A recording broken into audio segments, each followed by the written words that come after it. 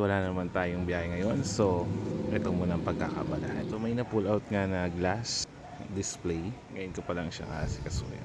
So, a one man's trash is another man's treasure. Dito ko muna i-display yung mga nabibili kong mga action figures ng One Piece.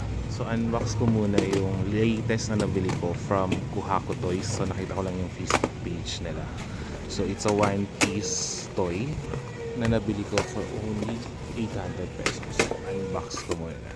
And we'll see kung ano yung itsura niya in actual.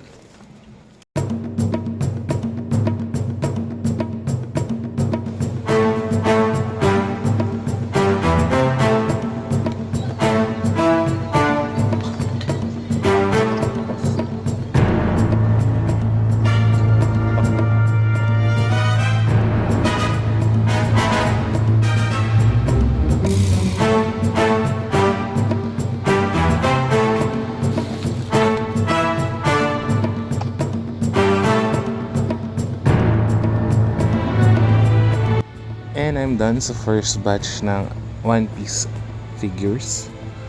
So, meron pa akong 3 box na i-unbox sa mga susunod na araw. So, dito na lang muna.